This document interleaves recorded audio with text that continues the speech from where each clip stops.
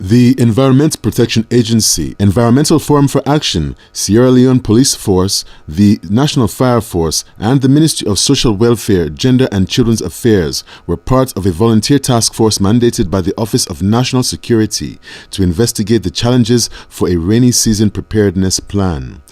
The problems are widespread over all of Sierra Leone's urban areas, but certainly outlandish practices were found typical of the capital city with its unique geography and drainage situation. A sample community is Dwarzak, where all of the poor environmental practices found elsewhere are also here represented. Aside from the direct disposal of garbage into natural waterways, Dwarzak community represents the citywide phenomena of construction for obstruction. Houses and wall foundations are built with little regard for the alteration of the natural course of the once perennial streams. The task force observed that the right of way for watercourses has not been enforced as stringently as the right of way for motor vehicles. Most Western area communities have established near water catchment areas with access to natural spring water, but this access has been hampered by adjacent garbage sites and lack of proper retaining structures to protect natural springs.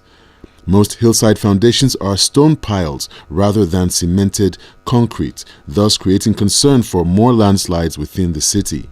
Drainages of the municipality were found to have indefinite terminal points, and there is conflict over the boundary between the natural course of the water and house foundations. This sizable edifice is one example, being suspended immediately on top of the stream despite numerous warnings from the Environment Protection Agency. The closer that houses are constructed to the natural watercourse, the more likelihood there is for pollution from human and household waste. Many septic tanks empty directly into streams alongside the garbage. The population growth rate is overtaking the infrastructure of urban areas nationwide, but in Freetown, some bridges and spaces beneath are being converted into dwelling places. The Office of National Security Combined Task Force took note of this, and the media was present to highlight the issues further.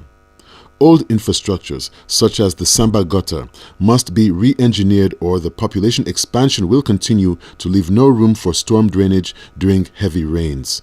Alterations to the city infrastructure, such as diversions of culverts and the erection of pillars directly into watercourses without the input or authorization of either the city engineers or the Ministry of Works, has been noted at an alarming trend.